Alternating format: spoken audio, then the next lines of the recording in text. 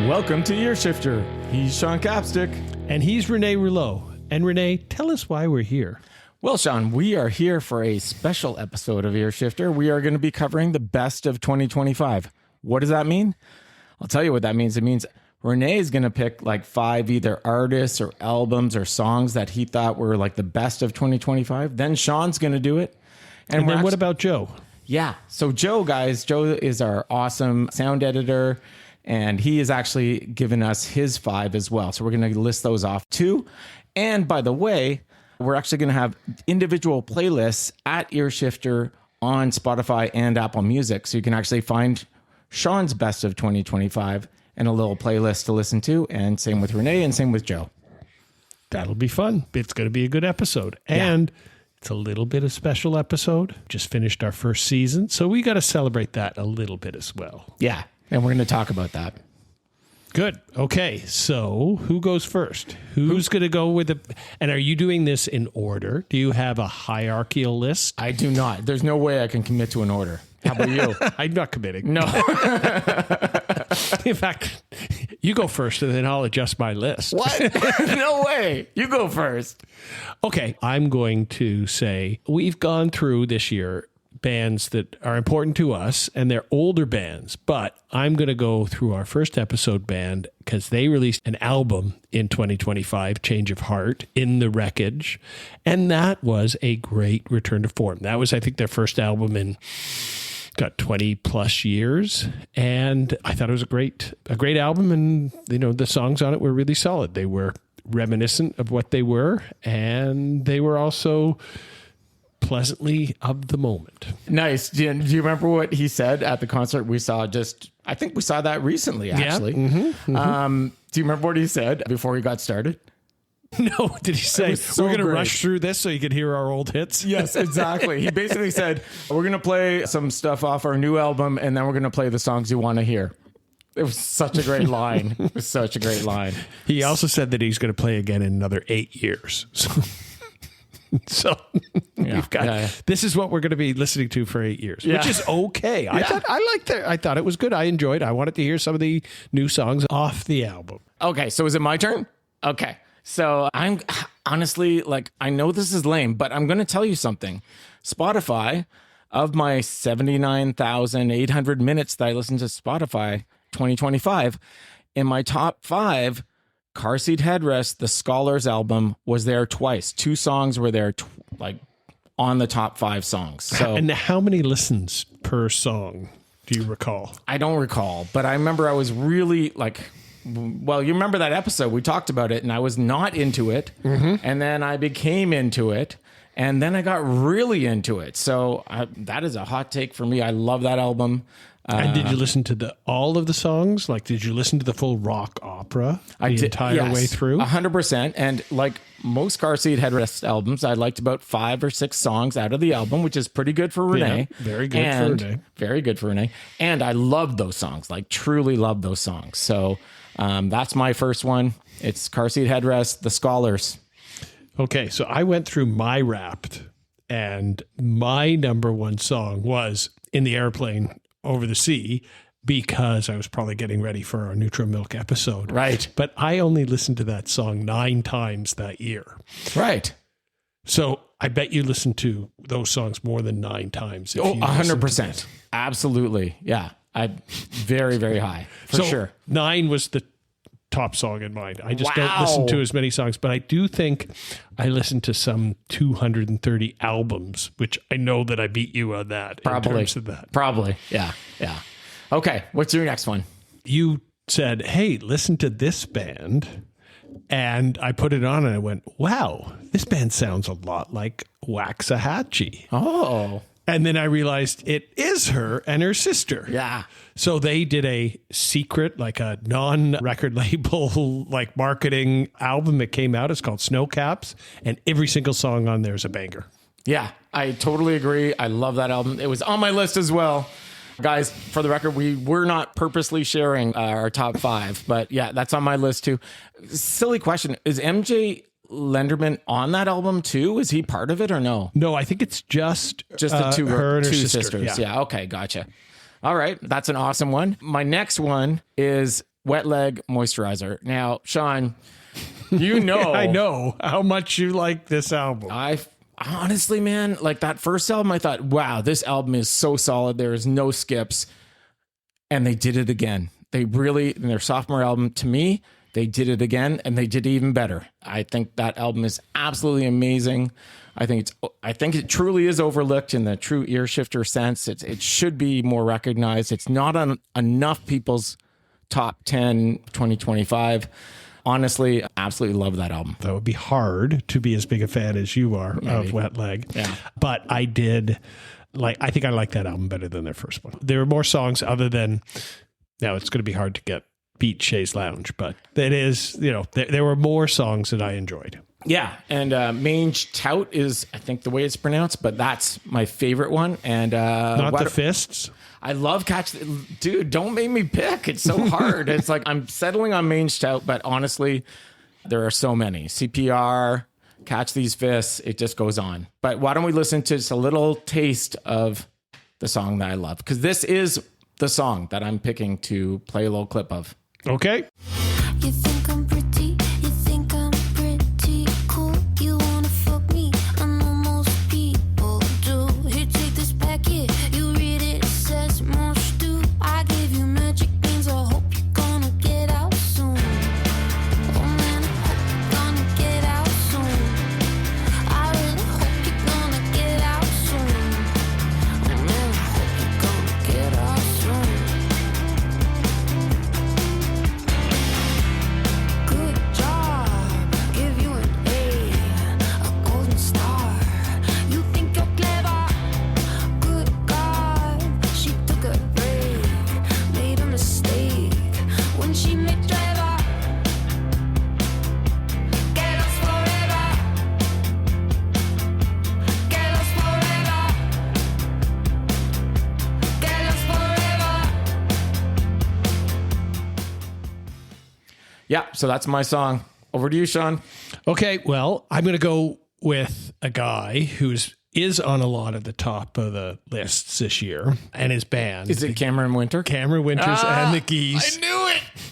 It's so good. So, his heavy metal album was kind of technically released this time last year, but it's still making, the 25 list because it was released late. But then he came out with Getting Killed with the Geese. It's such a great album. Like, I know that you say it's so me, but it is and I'm excited that, there's an album that couldn't be made up because it's so weird. It really is. And I got a couple of things to say about this, man. So, kind of offline that I was like, I want to like Geese, but I don't like Geese. I appreciate Geese. And I was trying to figure out, why do I not like Geese? And I think it's because a lot of it is based in blues rock, right? There's a lot of blues rock influence there. And I'm not a big fan of blues rock. So what I did was But I think it's more like Tom Waits blues, which is great blues. Some songs were like that, but a lot of it was more like, honestly, I got kind of like a male version of Janis Joplin sometimes. I got just blues rock. And when I looked at the top 100 blues rock bands, out of the 100, I liked 4. So that's how much I like blues rock. It was The Doors, Led Zeppelin, a little bit of Jimi Hendrix. John Spencer Blues Explosion? No. And definitely not Captain Beefheart. Well, he was more experimental. I don't know. Blues classified as blues rock in the list. I'm like, he's on the list? He's on the finally list. made a list? Okay. Yeah. So, but I do appreciate Geese because God damn, they're just even the drumming is just effed up. It's very unique. And so what I did, dude, was I actually went to the previous album because I'm like, I don't like anything on this album. Oh, the 3D really. Country? Yeah. That's great too. Yeah. So 21, what is it called? 2122 or something like that. I love that song. That song comes out. It's the first song on the album. Comes out hard and banging. And then the Undoer. I loved the Undoer too. But that's it for me, man. So I also want to find a support group. So if there's any of you out there that are feeling like me going, I don't get the Geese hype, let's form a group together and support each other in this confusion and feeling left out. Or listen to my best of Spotify playlist and maybe you'll figure it out. Maybe. But I did find a couple of people that were also equally like, I don't get the Geese hype. And I'm like, me too. But are we allowed to say that out loud? I don't know. It's a safe space here. It's a safe space. Nice. Okay. So I'm going to say like good choices on both those and consistent. Like it's the hype of the year. So guys, if you haven't heard that hype, you better check them out because you don't want to be left out. All right. So my next one, well, you stole one of mine, which was Snowcaps. But my next one, I'm going to steal from you because I actually really liked Wednesday Bleeds. I think it's unique, solid. Didn't know they were around as long as they were. And yeah. They've been around for a long time. Both of my sons really like them. So I heard Wednesday, in the past, in the background, when they get control of the music, which is most of the time. So I'd heard it. But yeah, this album is head and shoulders above anything that they have done in the past. Yeah. And again, very unique approach. So I really enjoyed that. For our producer, it's shoegaze. Yeah. So he'd like that. Yeah. And the country and the screaming. It's all got it. It's all there. Yeah. So that was mine, which I probably stole from you. You stole that. Yeah. Okay. So I'll go with my last one then. I'm going to go Canadian. And I'm going to say the album by the Rheostatics. It's called The Great Lakes. It's just come out. What? They have a new album out? They have a new album. What the hell? Yeah. So the Rheostatics, for dear listeners who didn't, grow up in Toronto in the 80s and the 90s. So these were like hardworking hosers from Etobicoke and, released album talking about Canadiana. Dave Bedini? Bedini, yeah. Big hockey guy. Big baseball guy. Wrote some books about baseball and sports. Yeah. Martin, I can't remember the other guys in the band, but yeah, characters. So they have been producing. They speaking of people who passed in 2025, they did a movie. They did the soundtrack of the movie about Brian Wilson's life, if you remember, right? Was it called Whale Music, right? That was it was totally based on Brian Wilson's life, but it was set in Vancouver about a guy who just listened to whales and lived in his seaside in Vancouver and made music. It was a total Beach Boy song. Yeah. And that was a great album that they released there with the single, because they did the soundtrack, which you would like. Because there's no words. Because there's no words. Yeah. But then because they were like doing the guy's life, they released some of the 60s pop sounds. And one of the songs was Torque, Torque, the Beast Needs More Torque, about a car. Okay. Because what's the appropriate answer about how much torque does it have? Not enough. Not enough. Yeah. I should have guessed that one. All right. Well, that's a surprise for me. So this album is pretty cool, right? So it's a double album. It's a concept album. It's all about the Great Lakes. Wow. And it's a little bit of Canadiana as well. Yeah. So nice. Alex Lifeson, not Eric Lifeson. I always think he's a Viking. The guitarist from Rush plays on there. Oh, nice. It also has the Inuit throat singer, Tanya Tak. She sings on there. Yeah. She does her throat singing. Yep. There's a number of poets. Nice. And there is a recording of Gord Downie, who, is very much Canadiana. Well, I know, but do our listeners know? Gord Downie from the Tragically Hip. And again, do our listeners know?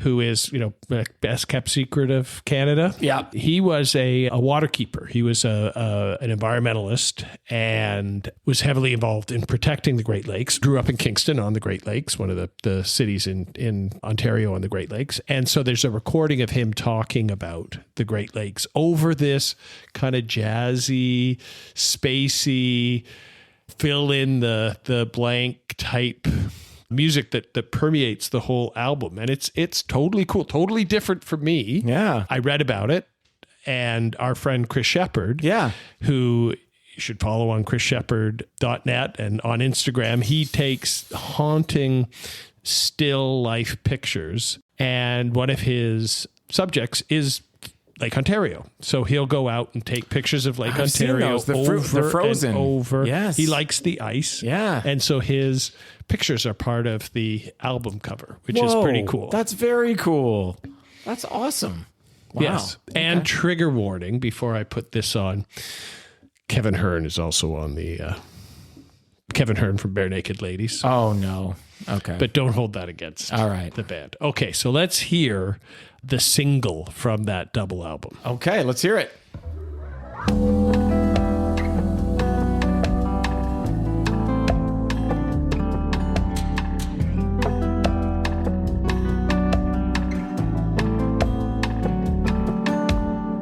The waves roll, they come and go. The lost lay down in the depths below. The sky above Lake Huron glows as an airplane chases a UFO. Hey ho, away we go. The waves will roll and the wind will blow. Hey, hey, sail away with me on the inland sea, on the inland sea. Silverhand, his iron claw was feared and revered by anybody he saw. He kept watch on the Frontenac till Ontario wrecked her and broke her back. Hey ho, away we go, the waves will roll and the wind will blow. Hey, hey, sail. Okay, and that's my CanCon pick for the best of 2025, my second CanCon pick. But yeah, I think it's a pretty good album and a nice surprise, as you said. Surprise for me, too. That's pretty cool. All right, my last one is actually might surprise you, too, in a way. It's Bruce Springsteen's Lost Tracks 2. So here's the deal. Like, I love Springsteen, as do you. Not as much. Maybe I so. like the lost tracks. You like all the tracks. No, I would disagree. I honestly, Born in the USA. Again, that does goes without question. Yeah. But I mean, you genuinely like Darkness on the Edge of Town. You like Yeah. Candy's Room. You like Yep. all of the old Yeah, stuff. Racing in the Streets. But the Lost Tracks 2, actually, I never actually knew about Lost Tracks 1. So what that did was it brought both of them for me. And what I did was I cherry picked all my faves and created a whole new Bruce Springsteen Lost Tracks playlist for myself, which I Just love. Lost Tracks. Just So- Lost Tracks. So, which is your favorite remake of the Nebraska album?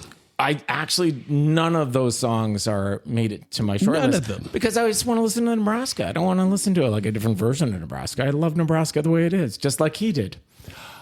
And still do. Yeah. But I thought it was an interesting kind of to see what he threw away to get to how Yeah. perfect Nebraska is. Yeah. Yeah. That's what I thought was interesting. Yeah, because he recorded the whole album with the band. Yeah. And then they threw it all away. Yeah. And he was correct. And he was correct. Yes. Yeah. Yeah. And hindsight's always good. But yeah, it would have been so different. Bruce Springsteen would mean a lot less if he'd have recorded it with the band. Because I thought that Stripped Down Nebraska album of like 30 odd years ago is still amazing. And my favorite, Yes. 100%. So anyway, that's my fifth. Okay. Okay, so let's just quickly... So what's some honorable mentions that don't need our support? Yes, okay. So honorable mentions for me, a band called Sharp Pins. Yep. Have a new album out. I got First Day Back. Band has a album called Forward. And I got Racing Mount Pleasant. Are they Canadian? No, they're not. No, none of these are actually. And then... Renee has no CanCon. Maybe we should get to Joe's. yeah, well, we'll get to Joe's in a second. So those are my kind of just shout outs. Okay, let's go with Joe's. Let's go with Joe's. So Joe, our record producer, and wrote our intro, outro music. oh my God, yes, absolutely. So yeah, he's our sound editor and he wrote our intro, outro music, which we absolutely love. Hope you do too. So these are Joe's straight up Totoro with the album Sofa So Good. It's instrumental and I actually love it as well. Very unique. We got Hush Valley. They only have singles out. They're the Canadian band, right? They are the Canadian From band. Toronto. And we're going to actually hear a song from Hush Valley, but I'm just going to finish this up. Next week's Washing, which is also Canadian. also a Canadian band. And they are definitely a potential ear shifter band because they only have 500 monthly listeners. And they only have singles and they're doing a great little 90s retrospective, 90s refresh in Okay. terms of the little bit that I listened to them. I thought they were just a nice, a cute little band. Nice. Who knows where they're going. So it's great. Okay. Mae Martin, and the album is I'm a TV. And then I know Joe really well. Charlatans, no surprise there. I had to make sure that the Charlatans released a new album this year because You thought he was cheating? I was kind of cheating, and they did. Yeah. And I listened to the one song, and it sounds like the Charlatans, but it's 2025. Yeah. All right, so we're going to listen to Hush Valley, and the song is called Strangers.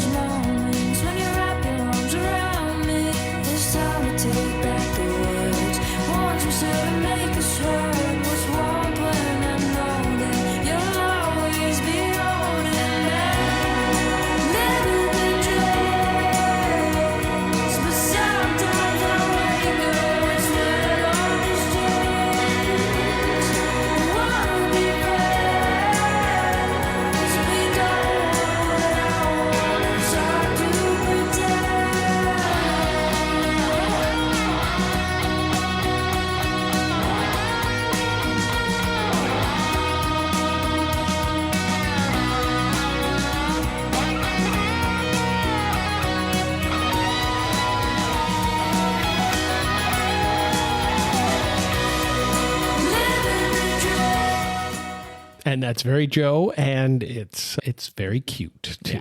Yeah. Okay, so here's my honorable mentions. And what I think is great is a lot of these bands we covered in our episodes. So the Mountain Goats released a new album this year, which is a rock opera. So you should be all over it as you listen to it a little bit more. It's about a fishing expedition gone bad and Through the Fire with the songs of the Band of Horses and Sam Breen released a album. I'm a little, they do covers of other songs, and I was really hoping the Ketchum, Idaho would be Lee's version, who's not the version that Boy Genius does. They do the same version of Ketchum, Idaho that Boy Genius does. So that's kind of a cool song. Okay. They still haven't found what they were looking for by the U2, which I think is very funny. Yeah. Sparks released a new album, Mad, this year. Car Seat Headrest, you've already mentioned. Hey, this is a good year for ear shifter bands. Yeah, and who knows, Wet Leg we might cover sometime soon as well. Who knows? Well, I think that it's inevitable. Listeners, stay on your edge. And then I think bands that don't need our help, there were some great albums by Nick Cave. He released a live album this year of the tour that I saw getting into concerts. Nice. So that was pretty exciting. It just came out. Big Thief released an album. I think that's solid. It's hard to follow up the Warm Dragon record, which was so great from a few years ago, but Double Infinity is pretty good. I think that's solid. And you've already mentioned that Springsteen fellow. Yes. Oh, you had that on your list too? I was going to say honorable mention for sure. Wow. 100%. Look at that. That's cool.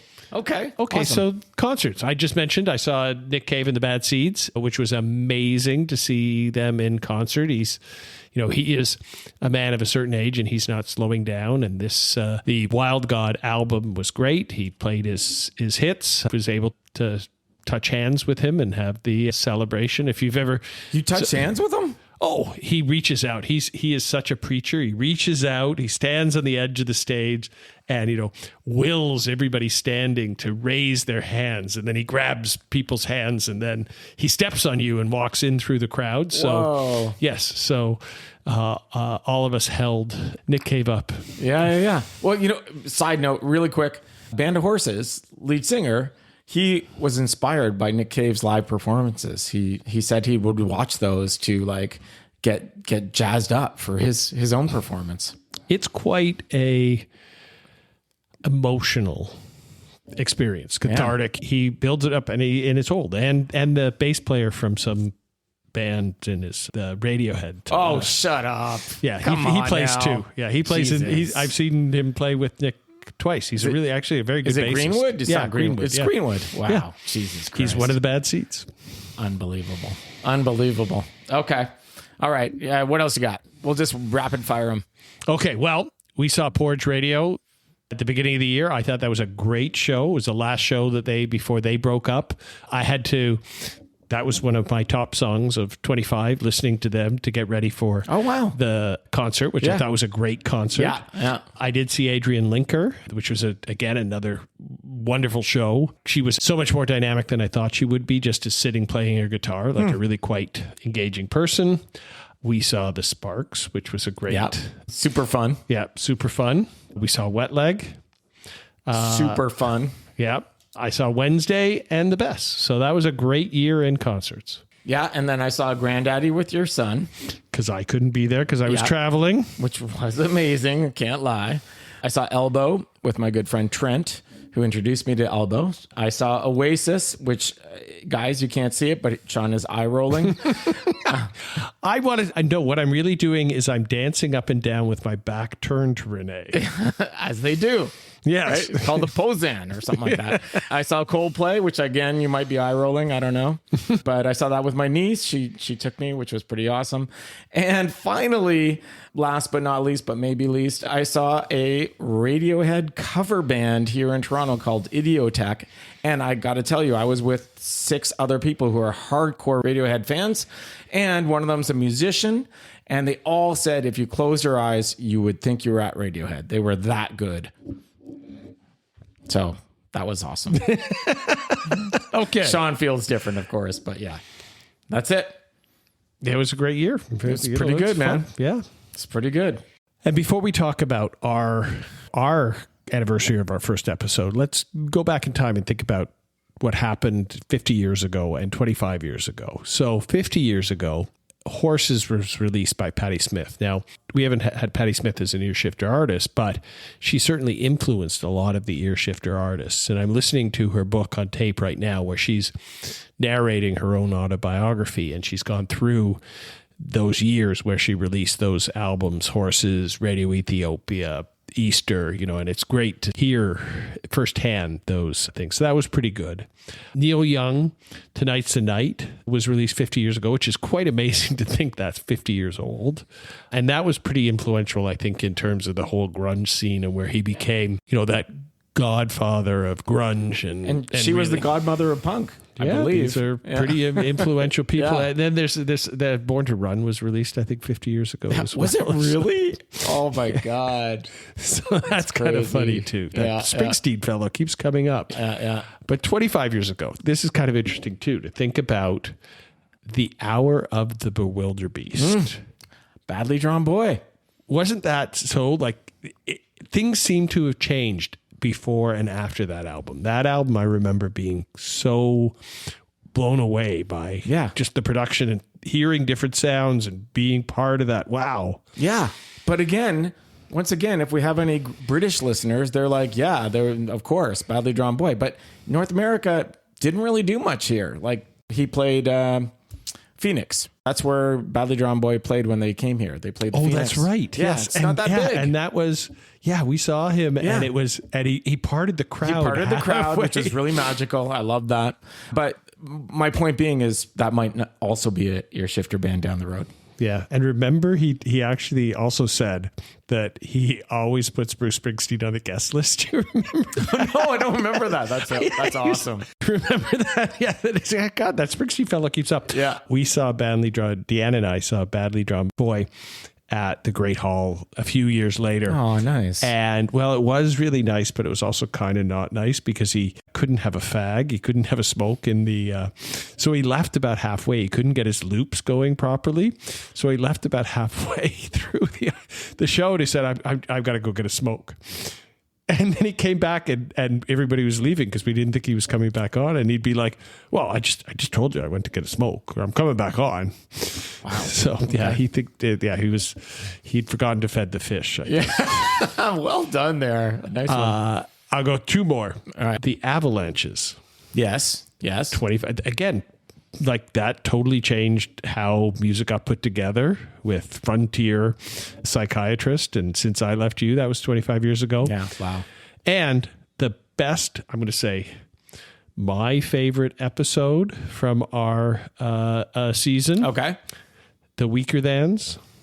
25 years since Left and Leaving came out. Wow. And Actually, that's funny you should say that because, we did this whole ear shifter thing to hopefully introduce people to bands that maybe were overlooked or maybe they never heard of and hopefully turn them to those bands. And guess what? It's working, Sean. I think it's so wonderful. Yeah. So I am now a huge Weaker Thans fan. And people, if you haven't listened to that episode, I think it's episode 6. Or 7. I was not convinced of the Weaker Thans on that episode. I liked 3 songs at the time. Now I am a full-fledged Weaker Thans fan. And are you going all the way back to Fallow? I think there's a couple of tracks off Follow that I'm okay with. Yeah, no. I listened to them for I swear to God, 2 weeks straight. Just nothing but Weaker Thans. So yeah, it's working, but it's working on me. If we can be successful, even with ourselves, right? Yeah, exactly. Exactly. So we can check back in maybe at the end of our next season to see if the other challenging bands that I've put forward to Renee, and you have, like the Meat Puppets, that he's going to be a big fan of the Meat Puppets. Yeah. And we all know how that went. The last episode, we finishing on a high. Our season 1, barely. We almost came to blows on whether this is an ear shifter band or not. Yeah. Okay, and Renee, what was your favorite episode? Sean, my favorite episode is episode 4, which is Granddaddy. And there are 2 reasons that is my favorite episode. 1, it was just, lack of a better term, buddy, like a lovely episode because I got so surprised because I didn't know how strongly you felt about Granddaddy. You introduced me to Granddaddy, and that album, that Someday album, is great. It's amazing. Yeah. So that really kind of gave me goosebumps, and I was really pleased with that. And then on the opposite end of that, I learned that you hate Radiohead, which is just wild, and I didn't know that about you. So it was a very surprising episode for me on 2 counts. Okay, and there's an episode. I've got a friend who is an ear shifter listener, and he never listened to Granddaddy before our episode, and now he listens to Someday all the time. All right, that's awesome. He sent me a text and went, click. Nice. All right, Sean, so what are you looking forward to in 2026? I am looking forward to some more concerts. I've got some good concerts set up, right? Do you want to go see Dry Cleaning again? They're playing in January. I like Dry Cleaning. I like the idea of Dry Cleaning, but I don't need to see them again. Okay. I'm hoping that they're going to be finishing high on our best of 26 list because I'm excited about their new album coming out. We're going to go see them. I want you and I to promise that we'll go see a lot more concerts together in 2026. I mean, they got to be the right bands, dude. I would love to see Mannequin Pussy. I would love to see that band live. Yep. That'd be really cool. But unfortunately, they're opening for Foo Fighters. Nothing against the Foo Fighters, but that's I just don't a want to big see them venue. in a big venue as an opening act. But I hope they come out with a new album. That's on my list. I would love to see a new Mannequin Pussy album come out in 2026. And I would love to see Echo Astral. I don't know if I'm saying it right, but I'd love to see them live. I reached out to them. They said, we're trying to get to Canada. We just can't get it to Canada yet for whatever reason. I don't know why, but hopefully next year. And is Echo going to be on your best of 25 list? They don't have it. No. That was an older song that you played album. For me. Yeah. Because that was amazing. They're very cool. Pretty cool. Very cool. But both Mannequin Pussy and Echo Astral were 2024. So that would have been a good one to cover. And then honestly, the Walkman, anything, just a song, an album, a tour, just anything, anything at all. Hope Springs Eternal. Yeah, Hope Springs Eternal. The Walkman, my favorite band. Well, and I'm looking forward to some more of the Haciendads. Oh, and who are they, Sean? They're Joe's band. Joe, our sound editor? Yes. This is not rehearsed at all. No, Joe's the only one of the 3 of us that actually is a musician. So And a good one. Yeah. And a great sound editor as well. Yeah. And a DJ and a surfer. Like he's the coolest of the 3 of us. Easy. By far. Yeah. Okay. So looking back on this season, I think the best thing that's for me and what I get out of preparing for these episodes is, remember, we talked about concerts. I want to see more concerts.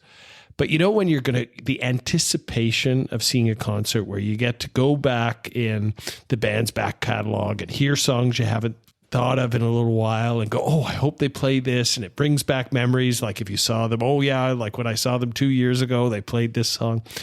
That's kind of the way I feel about our episodes, because we've got to think about what we're going to say. We've got to think about the band. It makes us listen to the bands that we love and maybe remember things that we didn't remember before. So that's really the thing that I'm taking away the most out of this so far is that fun that I'm having. Yeah, and the fun we're having together. We see each other more, which is pretty awesome.